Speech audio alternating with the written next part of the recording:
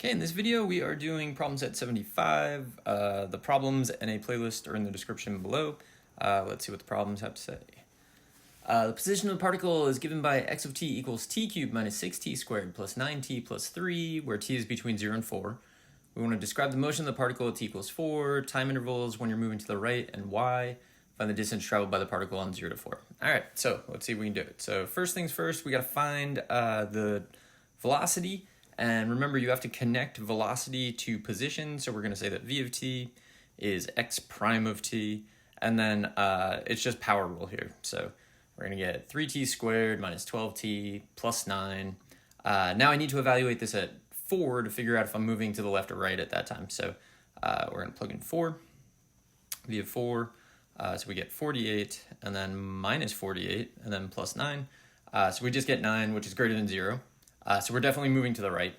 I now need to find the acceleration to know if the velocity and acceleration have the same sign so that I can talk about whether the particle is speeding up or slowing down, or whether the speed is increasing or decreasing, which is a safer way to say that. So I'm going to connect acceleration to velocity in like exactly the same way. And then this again is going to be the power rule, and we again have to evaluate this at 4. And when we plug in, we get 24 minus 12, which is just 12, greater than 0. All right, so we can definitely say that at t equals 4, we are moving to the right because velocity is greater than 0. So I'm going to do that. So v of 4 is greater than 0. And then I'm also going to say that the speed is increasing because velocity and acceleration have the same sign. And so particle speed is increasing because v of 4 and a of 4 have the same sign. I think that describes the motion really well.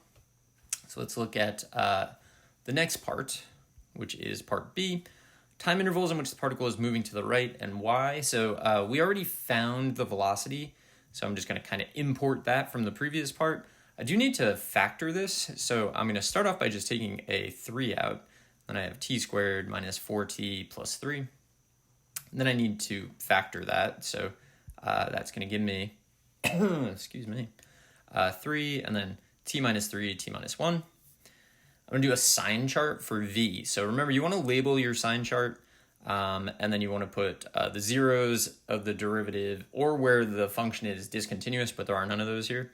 And then we'll test. Well, what I like to do on this is the velocity is actually a quadratic that opens up, and a quadratic that opens up will go positive, negative, positive.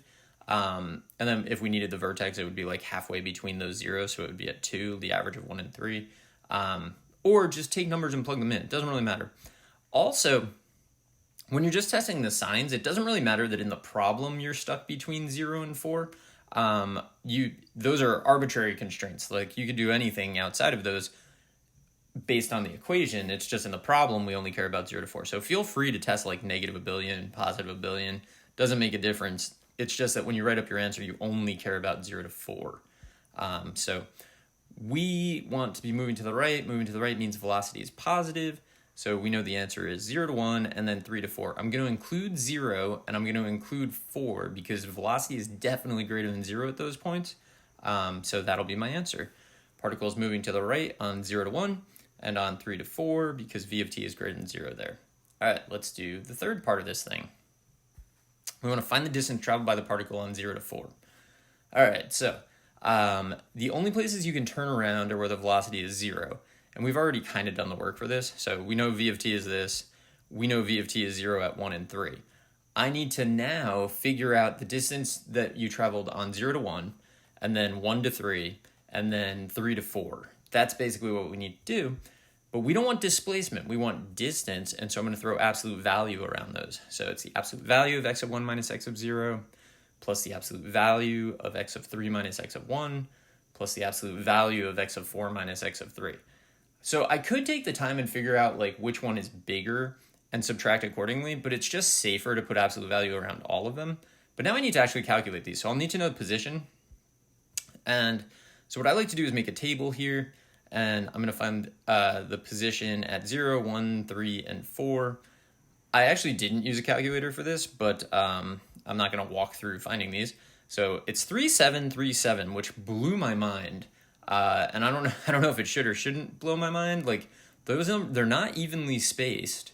So I don't know, right? It's like the t-values, there's a jump of 1 and then 2 and then 1. And then I don't know. Well, I mean, I guess the two, like 0 and 1 and 3 and 4 are both 1 apart. But like 1 and 3, like, and then I guess 2 is in between them, and that would be where, I don't know. Whatever. I found it surprising when they were the same. Maybe there's not a big deal going on. So I need to do 7 minus 3, which is 4, 7 minus 3, which is 4, and 7 minus 3, which is 4. So we're going to get 4 plus 4 plus 4, which gives us 12 overall. That's our distance traveled. And let's take a look at the last problem in this set. If the average rate of change, If the average rate of change of f of x equals ax squared plus 2x minus 3 on negative 2 to 4 is 5, what is f prime of 4? So average rate of change is algebra 1 slope. So I'm just going to set up the slope equation. F of 4 minus f of negative 2 over 4 minus negative 2 is definitely equal to 5. Now we got to kind of like do the work. So I mean, the denominator there is 6, and 6 times 5 is 30. So I'm going to like just say that we've already moved that across. We're going to plug in 4, and when we do that, we get 16a plus 8 minus 3. When we plug in negative 2, we get 4a minus 4 minus 3, and that's 30. So clean this up, you get 12a plus 12 is equal to 30. So then you subtract the 12, which gives you 18. You divide by 12, so that's 18 over 12. And then we simplify that, so it's really 3/2. Okay, so that's the value of a, but that's not the question. The question is, what is f prime of 4? That's actually a really common like trick question in multiple choice, is to give you a problem where you have to solve for a, and then 3/2 will be one of the options, and you'll go for it, and you'll forget, like, that wasn't the actual question. The actual question was, now that you know that, what is f prime of 4? So we definitely know that f of x is 3/2 x squared plus 2x minus 3, which means that f prime, when we find it, is going to be 3x plus 2. And then we plug in 4, and you get 12 plus 2.